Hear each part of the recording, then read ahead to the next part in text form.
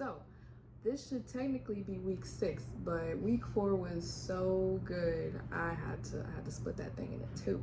I had to split that thing into 2 weeks. We talked about 2 of my favorite themes. One of them being getting offline and getting more tapped up into here. And then the second is really addressing and acknowledging your desires. And luckily, my lovely relatives asked me to house sit for them, so I kind of used that week in a different environment to do just that. I got offline, I got a lot of brainstorming done, a lot of project work done, got a lot of and then also just like following the flow of my body, eating when I wanted to eat. I ate chicken salads, I think, every single day just because I could, and because it's a banger of a dish. But you know, just really tapping into just things that I love to do, tapping into my brain and things that make me feel good. And I could tell you, I feel absolutely rested, absolutely nourished. It's crazy. I'm so happy. And then plus, but the week before that, you know, my sister graduated. And my cousin's birthday. A lot of really big, awesome events. So that is why the video is today. Whatever it is, what it is, we're here. You're here, I'm here, and we are getting into week 5. So after, you know, getting out of a week of discovering your wants, tapping into your psyche and things like that, week 5 addresses recovering a sense of possibility. So it just gets even more fun. But first, you have to address your limits. So Julia Cameron, she talks about how when we are in pursuit of our artists, we often, because of skepticism and things like that, we also don't have a hard time accepting that there's a God that would help us so generously if we just asked. Because, I mean, don't get me wrong. I mean, I don't know if she mean, like, when Julia Cameron refers to, like, God and things like that, she's not necessarily talking about a specific, like, religious entity. She's just saying there's, like, God, a creative being, created all, you know, such and such. But I think, like, the first time I went through this chapter, the fact that she did address, she starts off with our personal barriers and our willingness to accept.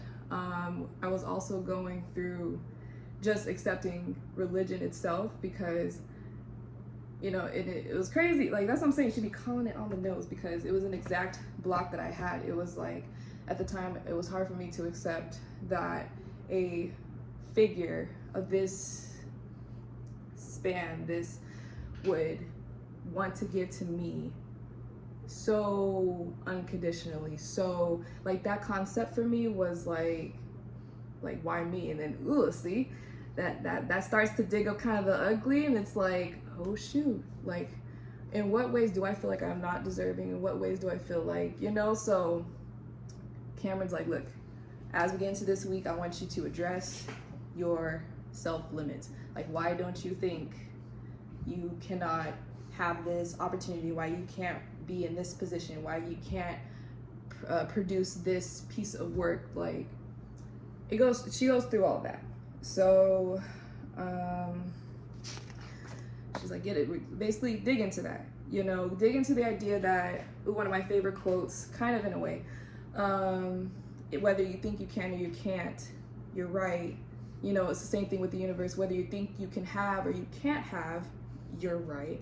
So it's just crazy, like, with the years worth of practice of, you know, you gotta, it's you know, you gotta be constantly feeding yourself the fact that, like, no, I want this, like, big, think big, and don't box, like, especially, I mean, and that could come from, like I said, a lot of deep-rooted wounds. Sometimes we even self-sabotage ourselves because we have this scarcity mindset, and it is crucial. It's crucial in the artist process to get to anything that you want. You're gonna have to ask. You're gonna have to ask, babe. You're gonna have to ask, and it's okay to ask. It's okay to want. It's okay to desire. So, and you need to understand that this God, this source, ain't on a budget. Not for you. Not for you, boo. Just ask. Just like, it's like, we don't, what's the harm? That's all I'm gonna say. What's the harm in writing out the things that you want and assuming you have to believe that you're deserving? That's truly, I think, what it is. You have to believe that you are so deserving because you are. Because you are. So please go write that out. No limits. No, what is it? When you going shopping, it's like, don't even look at the tags. Like, just write. Just write, okay? An example, a person she worked with by the name of Kara, a friend, I assume, is a writer. She was going through some things with her agent, and it was real abusive, but she didn't want to let go of the agent because, agent has such high prestige and things like that. But, it got to a point where, Kara had decided to write a letter, tell him, cut that thing off. And, upset, because she feels like she kind of just threw her life away. She tells her husband, and coincidentally, the husband is like, oh, last week I was at such and such bookshop. I met someone asking if you had needed an agent. Maybe I could connect y'all. Kara calls a number, they get in contact, and it's like a match made. I enjoy that example because it kind of gives making room and God will provide. Clearing out connections that just are not serving you, things that are not serving you, blockages, limits, things like that. You decimate them, sweep out the space, and call in your more, and watch what you get. It's crazy. A cool exercise, especially if you need someone guidance. I'm telling you, it's all in the morning pages. So she stresses, like, at this point we have about 4 or so weeks of worth of, if you have been keeping up with your morning pages or trying it out, you have a good sum of info about yourself to this point. So she's asking you, if you are in need of clarity or guidance, ask for answers in the evening,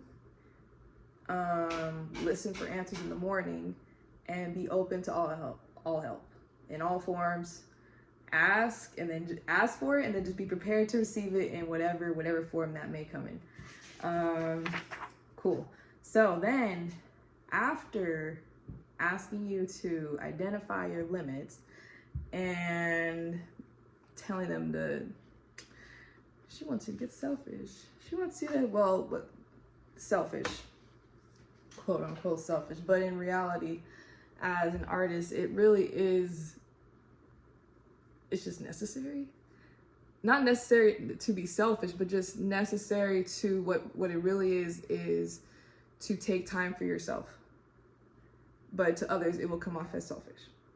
But as an artist, it is essential for you to have your solitude and to be able to be in solitude. And especially in today's age, especially with all the many roles you possibly may play for many people in your life, to take time for yourself, that might catch a few side eyes, that might catch a sideways argument, that might catch a straight, it might catch a whole lot. It might just catch some shit that you just cannot afford. So that's why you tend to just continue to, instead of being selfish, you be very self, I don't even, she puts it very nicely, hold on. If I catch it real quick while skimming. But basically, you get to, she calls it the virtue trap. And we think as an artist, it's conflicting to try to be that person that's always there for everyone, that's always giving. To be a selfless artist, I think, is to be kind of a dead, because you're always pouring out yourself. Who and what is pouring into you? Obviously, because your work requires you. Your work requires your creative, your projects, your mission, your job, your career. It requires all of you, and then you start to fragment you amongst all the different hats that you're playing and things like that. And then suddenly there's no more you. There's no more you, in a sense. So, and it's, she describes how, you know, eventually, like, to an artist, the longer they're not alone, the more, you know, snippy they get, the more, you know, just like aggravated, just, yeah. So, it's also a matter of addressing the way, like, where you play into that. Like, in the ways that you give your time and then end up being resentful for it afterwards. Let's talk about it. Let's talk about it. And I've absolutely been, you know, you can't create from that type of space, especially if you're being resentful when, no. So, Julie Cameron asks you to ask yourself, you know, if you're being self-destructive. Skimming.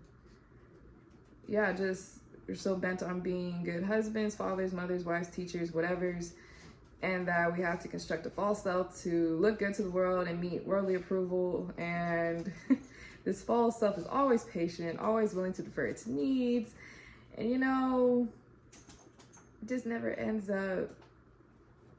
Everybody, yeah, caught in the virtue trap. Sorry, I'm over here having a conversation with myself in this book.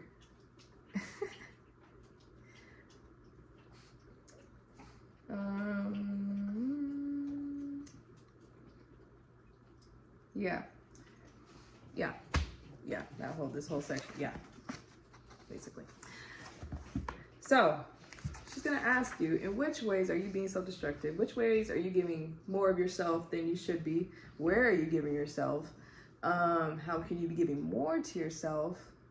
That's ultimately what's gonna come down to. How all the exercises are basically ways to give back time to yourself, because you'll be so surprised at what you come up with when you are well-watered, well-heard, well-fed, well-slept, So I'll give you the exercises, a couple of them that she has here. So first one, you're gonna list 5, and the question you're gonna ask yourself is, what would I try if it weren't too crazy? 5 things. The second, another list, is what would I do if it weren't too selfish? You know, it's 5 things. And then you could go on to listing 10 things that you would love. 10 things you love and would love to do, but you're not allowed to. 10 things. And then one I just did before filming is the wish list and exercise. And it's basically starting a statement with I wish 19 times. But the point of it is to, like, speed, flash, don't think about it. The truest shit will come out if you're just, so that's not something to really, like, ponder on. Like, 19 things, I wish, blah, blah, blah, I wish, blah, blah, blah. When you decide, just get into it, write it down. And I'm really excited to see what I get.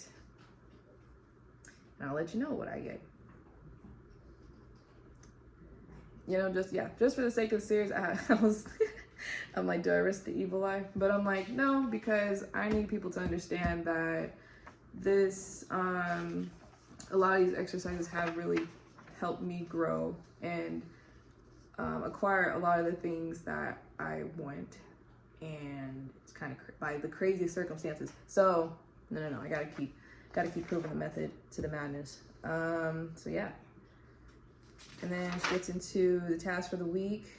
First question being, it's a general prompt to answer. The reason I can't really believe in a supportive God is, and then list 5 grievances. And she says God can take it. And I think that's really funny. But I mean, it's true. Like, address the skepticism, address your limits, see what you find. Do the morning pages, write it out, ask for answers, see what you find.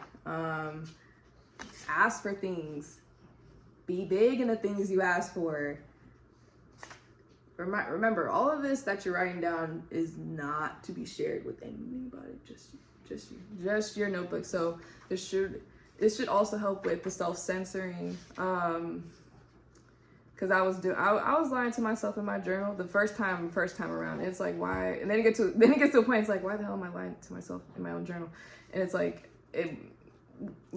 So please let loose, let your wants flow. I don't want to miss nothing because I really, really do like this week, and it's showing you like basically, yes, to just be open to receiving, be open to all the good that could come your way. Expect that, assume that position. So then you have that program, right? And then you're gonna fill the form, right? And then so by filling the form, you are actively investing time into you, investing time into your solitude, getting the hell away, making time to get the hell away. And the people around you, the ones who get it will get it. The ones who don't, that should be something to look at. But like it's just, but then it's also a blessing how that kind of falls into place too. Like the people that will get it, will get in line, will get with you, get up with you, and then the people who don't just don't, and then they have their own moments that they have to go address, So it's a win-win. So get about you. Let me know what you do. I don't know. I don't know what I'm so excited for. I know I'm definitely going to be grinding for the rest of June. That is something, that's the time I want to pour into me. Like there is, after writing all my wants and things like that, I come to realize that the girl I'm after, she is quite expensive, quite expansive, and deserves it. Absolutely deserves it. And I need you to acquire the same exact mindset about you and who you're after and all the things that you want and what you're willing to do to make time for you. So depending on the next, no, I'm gonna have the next video. Oh shoot. So I'm gonna be in West Hollywood. Hey mama. I'm gonna be in West Hollywood this time next week. So I should make a vow to get this video for week 6, to get it to you before the weekend. So I won't have this happen again, because I feel like I'm gonna get caught up in another 2 weeks drive, and then I'm gonna have a lot to report, but I mean, it's just, I want to keep this very weekly. So hopefully I'll see you on Thursday. Have a blessed week. Go after what you want. Stay cool. And you're loved. And everything that you want, you deserve it. Never forget. All right.